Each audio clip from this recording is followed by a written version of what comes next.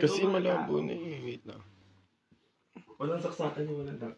6%, pero is still fighting. Yes. Pasabog yung cellphone ko. Rush hour. Rush hour pa. Buray mo na. Wait. Di, don't love you like I love you. Carry mo yun sa kanya, walang kilay. Ako, Tuturuan ka namin kasi tignan mo mukha kang ano. pero ako na Got me. White face. White face. White face ko. Ako na bahala sa ano niya. Lipstick. Yun na ako. Sisi masalis, magaling Ayan sisi. siya. Ako sa mata ko. Mata ka. Ikaw sa wig ka na. Sa wig na. Pabango ka na. Finishing touches. Yung pa naman. Ako nasa personality. Sa character and everything. Pagkinin niyo na lang. Pabango, mentos, water, Butter. dandre. Tsaka pamaypay. Yun talagang siya pala. Kami na yung mangyayari sa backstage. Yung pagbuo. Ayun siya. May makeup pa niya sarili. Ang tagal mo magbura. Bawal sa amin yan. Tsaka ubos ng wife sa kanya. Oh, ay. Kasi baby oil. Ayun baby oil oh. Ubos ng ano. Huwag mo tutupiin. Huwag mo tutupiin. Mali. Pag drag queen 101 ka, Yan na yan. Yan na mismo. Ayan, turuan nyo. Turuan nyo. Ayan. Ayan, ikaw lang. Sasabihin mo sa dalawa. Yan, yan. Yan. Parang tinapay lang.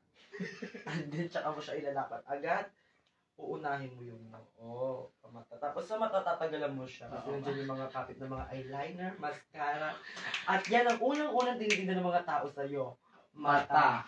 At ayan ang unang-unang bagay na makapagpakita sa'yo. Yes. Mata. At ang mata ay importante kasi siya ay Mata. Ngayon, isusunod katabi ng mata ay ang kilay, which is ang nagbibigay sa'yo ng emosyon. At isa sa importante sa pag-lip-sync bilang isang drag artist ang emosyon. At syempre, nandiyan yung family mo, magiging emotional ka. Kaya ang tawag doon, Emotional damage. Kaya tignan mo si Kiana, nonchalant lang. Natulog lang ako. Kasi wala Saka bakit ganyan? Kahit inaul mo siya sa bagay. Sa bagay. Nilagyan ko ng eye primer. Oo nga, kaya di naman ng primer. pasabog yung... Parang hindi ka na mahulas dito. Hindi.